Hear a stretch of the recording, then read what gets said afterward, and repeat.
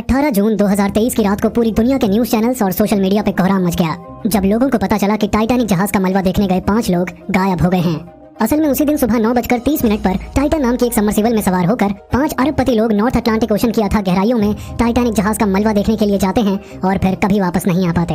उम्मीद है आप लोगों ने 1957 में आई ब्लॉकबस्टर मूवी टाइटैनिक देखी ही होगी, जिसमें एक विशालकाय समुद्री जहाज बर्फ के एक पहाड़ से टकराकर समुद्र के बीचों बीच डूब जाता है और उसमें सवार 2224 लोगों में से लगभग 1500 इस हादसे में डूबकर मर जाते हैं। इस हादसे में यह विशालकाय जहाज 2 टुकड़ों में टूटकर समुद्र में 3800 मीटर की गहराई में समा जाता है। इसी टूटे हुए जहाज का मलबा देखने के लिए ये 5 लोग अपनी जान को जोखिम में डालकर इस टाइटन नाम की सबमर्सिबल में सवार हो समंदर में 3800 मीटर की गहराई में जाते हैं। 3D एनिमेशन की मदद से हम ये जानने की कोशिश करेंगे कि क्या है ये टाइटन सबमर्सिबल और कैसे ये सफर उन 5 लोगों के लिए मौत का सफर बन गया। टाइटैनिक जहाज का मलबा देखने का ये खौफनाक सफर ओशन गेट नाम की एक प्राइवेट अमेरिकी कंपनी चलाती है, जिसे 2009 में स्टॉकटन रश नाम के एक अमेरिकी बिजनेसमैन ने शुरू किया था। शुरू में ये कंपनी सबमर्सिबल से लोगों को मैक्सिको की खाड़ी और अटलांटिक ओशन में घुमाने का काम करती थी, लेकिन टाइटैनिक जहाज के डूबे हुए मलबे में लोगों के जुनून को देखते हुए साल 2021 से इस कंपनी ने टाइटन सबमर्सिबल से लोगों को लगभग 2.5 करोड़ रुपए की महंगी टिकट पर समुद्र में टाइटैनिक जहाज के मलबे को दिखाने का रोमांचक और खौफनाक सफर शुरू किया। लेकिन आखिरकार ये टाइटन सबमर्सिबल थी क्या, जिसकी इतनी महंगी टिकट खरीदकर भी करोड़पति लोग अपनी जान को जोखिम में डालकर टाइटैनिक जहाज का मलबा देखने समुद्र की उस खौफनाक गहराई तक जाते थे। यहाँ ये बात समझना सबसे जरूरी है कि ओशन गेट की टाइटन एक छोटी सी सबमर्सिबल है, ना कि एक सबमरीन। आप लोगों ने सबमरीन के बारे में तो सुना ही होगा। सबमरीन यानी कि पनडुब्बी पानी के अंदर ही सफर करती है। सबमरीन को स्टील, एल्यूमिनियम और टाइटेनियम का इस्तेमाल करके बड़ी ही मजबूती से बनाया जाता है, जिस कारण वो समुद्र की गहराइयों में पानी के प्रेशर को सहन कर सके। सबमरीन में बहुत ही हाई लेवल के सेफ्टी इक्विपमेंट्स और ट्रैकिंग सिस्टम का इस्तेमाल किया जाता है, जिसके बाद कई तरह के अलग अलग टेस्ट को पास करने के बाद ही उन्हें सेफ्टी सर्टिफिकेट दिया जाता है। ओशन गेट टाइटन कोई मजबूत सबमरीन नहीं है, बल्कि ये एक बहुत ही हल्की सबमर्सिबल है, जिसके डिजाइन किसी भी सेफ्टी ऑर्गेनाइजेशन से सर्टिफाइड नहीं है। आसान भाषा में कहें तो ये अपने आप में एक तरह का एक्सपेरिमेंट ही था। इस सबमर्सिबल का ज्यादातर ढांचा कार्बन फाइबर का इस्तेमाल करके ही बनाया गया था। स्टील और टाइटेनियम के मुकाबले कार्बन फाइबर वजन में काफी हल्का होता है, लेकिन समुद्र की गहराई में पानी के इतने ज्यादा दबाव को सहन करने के लिए इसका कोई खास टेस्ट नहीं किया गया है और हो सकता है कि ऐसे दबाव में ये अचानक चकनाचूर हो जाए। कमर्शियल और मिलिट्री सबमरीन के मुकाबले टाइटन सबमर्सिबल बहुत ही छोटी और कमजोर है। जहां सबमरीन समुद्र में अपने आप कहीं भी आ जा सकती है, वहीं इस टाइटन सबमर्सिबल को सहायक जहाज की मदद से उसकी जगह पर लाया जाता है। इसके बाद एक राफ्ट प्लेटफॉर्म के ऊपर लगाकर उसे समुद्र में उतारा जाता है। आसान भाषा में ओशन गेट कंपनी की इस खौफनाक यात्रा के लिए 3 चीजों का इस्तेमाल होता है। पहला है सहायक जहाज, जिस पर सवार होकर यात्रियों, क्रू मेंबर्स और उस टाइटन सबमर्सिबल को नॉर्थ अटलांटिक महासागर में उस जगह तक लाया जाता है जिसके नीचे 3800 मीटर की गहराई पर टाइटैनिक जहाज का मलबा दबा हुआ है। दूसरा है मेटल का बना हुआ राफ्ट रैंप और तीसरा है वो टाइटन सबमर्सिबल।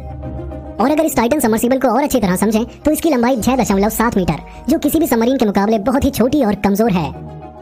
वहीं अगर इसकी चौड़ाई की बात करें तो ये लगभग 9.2 फीट यानी 2.8 मीटर है। वहीं इसकी ऊंचाई 8.3 फीट यानी 2.5 मीटर है।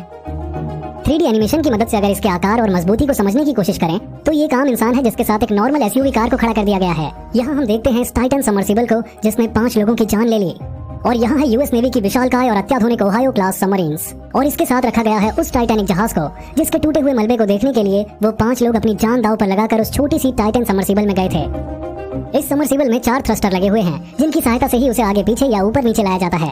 और अब सबसे चौंकाने वाली बात, इस पूरे टाइटन सबमर्सिबल को वीडियो गेम के एक छोटे से रिमोट से कंट्रोल किया जाता है। इसी रिमोट कंट्रोल की राइट स्टिक को ऊपर या नीचे करने से ये सबमर्सिबल आगे या पीछे जाती है। वहीं स्टिक को लेफ्ट या राइट करने से सबमर्सिबल लेफ्ट या राइट डायरेक्शन में मुड़ जाएगी। वहीं इस रिमोट कंट्रोल के लेफ्ट स्टिक को ऊपर या नीचे करके इसे ऊपर या नीचे ले जाया जाता है। सबमर्सिबल के पीछे लगे हुए पूंछ वाले इस हिस्से में ऑक्सीजन जनरेटर और दूसरे इलेक्ट्रिक उपकरणों को लगाया जाता है। सबमर्सिबल में एक ऐसा उपकरण भी लगा हुआ था जो केबिन के अंदर ही कार्बन डाइऑक्साइड को रिसाइकिल करके लगभग 40% ऑक्सीजन में कन्वर्ट करता था। और इसी रिसाइकल प्रोसेस के कारण ऐसा कहा जा रहा है कि इस टाइटन सबमर्सिबल में 96 घंटे तक जिंदा रहने की ऑक्सीजन सप्लाई थी। इसमें अंदर बैठने के लिए कोई सीट या बेंच नहीं है और इसके सभी 4 यात्री और पायलट नीचे फर्श पर ही बैठते हैं। यही नीचे फर्श पर बैठकर पायलट उस वीडियो गेम के रिमोट से सबमर्सिबल को कंट्रोल करता है। इसके अगले हिस्से में बाहर देखने के लिए ग्लास की छोटी सी विंडो बनी हुई है, जहाँ से लोग एक एक करके समुद्र में बाहर का नजारा देखते हैं। इसी अगले हिस्से में एक छोटा सा टॉयलेट भी बना हुआ है। इसके ऊपर लगा हुआ ये कैमरा बाहर का सारा नजारा अंदर कैबिन में लगे हुए LCD स्क्रीन पर दिखाता है। वहीं दूसरी तरफ लगा हुआ डिस्प्ले सबमर्सिबल में लगे हुए दूसरे इक्विपमेंट्स और ट्रांसपॉन्डर का डेटा दिखाता है। इस सबमर्सिबल के बारे में सबसे खतरनाक और चौंकाने वाली बात जो अब सामने आई वो ये है कि सभी लोगों के बैठने के बाद इस सबमर्सिबल को बाहर से कई बोल्ट लगाकर बंद कर दिया जाता है, जिसका मतलब है कि एक बार इसमें बैठने के बाद चाहे कुछ भी हो जाए, अंदर बैठे हुए लोग इसे खोलकर बाहर नहीं आ सकते। अब वापस आते हैं इस हादसे पर, जिसकी शुरुआत साल 2023 के शुरुआती दिनों में ही हो गई थी, जब ओशन गेट के फाउंडर स्टॉकटन रश ने लास वेगस के मशहूर बिजनेसमैन जे ब्लूम को इस ट्रिप की 2 टिकट 5 करोड़ की बजाय 3 करोड़ रुपए में देने की पेशकश की। रश जे ब्लूम और उसके बेटे को इस ट्रिप पर ले जाना चाहते थे, लेकिन इसे जे ब्लूम की खुशकिस्मती ही कहेंगे कि उन्होंने ये कहकर इस ट्रिप पर जाने से मना कर दिया कि उन्हें सबमर्सिबल की सेफ्टी को लेकर यकीन नहीं है। इसके बाद कई और मशहूर और अरबपति लोगों से संपर्क किया जाता है और आखिरकार ये 4 लोग ओशन गेट के फाउंडर स्टॉकटन रश के साथ इस ट्रिप पर जाने के लिए तैयार हो जाते हैं। ट्रिप शुरू करने से पहले इन सभी लोगों से एक वीवर या कहें कि कॉन्ट्रैक्ट पेपर पर साइन करवाए जाते हैं, जिसमें साफ साफ लिखा था कि एक एक्सपेरिमेंट मिशन है जिसमें किसी की जान भी जा सकती है। 16 जून 2023 को पोलर प्रिंस नाम के इसी सहायक जहाज में सवार होकर सभी लोग कनाडा के सेंट जॉन शहर से ट्रिप की शुरुआत करते हैं। 2 दिन की लगातार समुद्री यात्रा के बाद 700 किलोमीटर सफर तय करके ये जहाज 18 जून को नॉर्थ अटलांटिक महासागर में उस जगह पर पहुंच जाता है जिसके नीचे टाइटैनिक जहाज का मलबा दफन था। इसके बाद सुबह के लगभग 9:30 पर इस सहायक जहाज ने राफ्ट रैम को समुद्र में उतारा। इसी राफ्ट रैम के सहारे टाइटन सबमर्सिबल समुद्र में कुछ गहराई तक जाती है, जिसके बाद वो इस राफ्ट रैम से अलग होकर अपने आप और ज्यादा गहराई में जाना शुरू कर देती है। समुद्र की गहराई में नीचे जाते हुए 5 लोगों में 19 साल का लड़का सुलेमान दाऊद भी था, जो अपने पिता शहजादा दाऊद के साथ इस ट्रिप पर आया था। सुलेमान समुद्र में 3800 फीट की गहराई पर जाकर रोवलॉक सॉल्व करने का वर्ल्ड रिकॉर्ड बनाना चाहता था, जिसके लिए वो अपना कैमरा भी साथ लाया था। तीसरे पैसेंजर पॉल हेनरी पहले भी 37 बार टाइटैनिक के मलबे तक जा चुके थे, जिसके कारण इनका नाम ही मिस्टर टाइटैनिक पड़ा हुआ था। इस छोटे से कैबिन में इन तीनों के साथ हैमिश हार्डिंग नाम के एक ओशन एडवेंचरर भी सवार थे, जिनके नाम 3 वर्ल्ड रिकॉर्ड्स भी दर्ज हैं। अब सुबह के लगभग 11:15 बजे टाइटन सबमर्सिबल टाइटैनिक जहाज के मलबे से सिर्फ 200 मीटर ही दूर था, तभी उसका कनेक्शन समुद्र की सतह पर इंतजार कर रहे सहायक जहाज से टूट गया। टाइटैनिक की पिछली ट्रिप्स में ऐसा पहले कई बार हुआ था कि उनका कनेक्शन टूट जाता था, लेकिन कुछ समय बाद कनेक्शन अपने आप जुड़ जाता था। सहायक जहाज में इंतजार कर रहे लोगों को भी यही लगा कि कुछ वक्त बाद कनेक्शन अपने आप जुड़ जाएगा। अपने शेड्यूल के मुताबिक टाइटन को शाम के 4 बजे तक ऊपर सरफेस पर आ जाना चाहिए था, लेकिन जब 7 बजे तक ना तो टाइटन वापस ऊपर आया और ना ही उससे कोई संपर्क हो सका, तो तब सहायक जहाज के लोगों की परेशानी बढ़ गई और आखिरकार उन्होंने यूएस कोस्ट गार्ड को फोन कर उनसे मदद मांगी।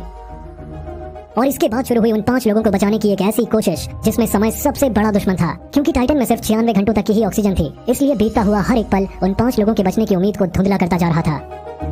अलग अलग देशों के हेलीकॉप्टर, समुद्री जहाज और सबमरीन अगले कई दिनों तक 2600 स्क्वायर किलोमीटर के उस अथाह समुद्री एरिया को इसी उम्मीद में खोजते रहे कि शायद टाइटन सबमर्सिबल कहीं दिख जाए।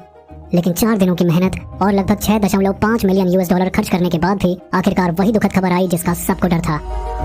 22 जून को बोस्टन में हुई प्रेस कॉन्फ्रेंस में यूनाइटेड स्टेट कोस्ट गार्ड ने घोषणा की कि इस जांच में शामिल रोबोट को समुद्र की सतह पर टाइटन का मलबा मिला है। कोस्ट गार्ड के मुताबिक समुद्र की गहराई में पानी के प्रेशर के कारण टाइटन में इंप्लोजन हुआ, जिसके कारण वो चकनाचूर हो गया और उसमें बैठे सभी लोगों की मौत हो गई। लेकिन अब आपके मन में ये सवाल आएगा कि आखिर ये इंप्लोजन क्या होता है और टाइटन के साथ ही क्यों हुआ? इंप्लोजन एक्सप्लोजन का ही रिवर्स इफेक्ट है। एक्सप्लोजन में जहां प्रेशर बाहर की तरफ जाता है, वहीं इंप्लोजन में प्रेशर बाहर से अंदर की तरफ आता है। एक्सपर्ट के मुताबिक 3600 मीटर की उस गहराई में टाइटन के ऊपर पानी का प्रेशर लगभग 400 किलो पर स्क्वायर सेंटीमीटर था, जो समुद्र के सरफेस पर होने वाले प्रेशर से लगभग 100 गुना ज्यादा था। उस वक्त कैबिन में किसी लीक के कारण टाइटन का अंदरूनी प्रेशर जो उसके ढांचे को संभाल कर रखता था वो लीक हो गया और बाहरी प्रेशर से टाइटन में अचानक इंप्लोजन हुआ और वो 1 मिलीसेकंड से भी कम समय में चकनाचूर हो गए। उस वक्त टाइटन के साथ शायद कुछ ऐसा ही हुआ होगा।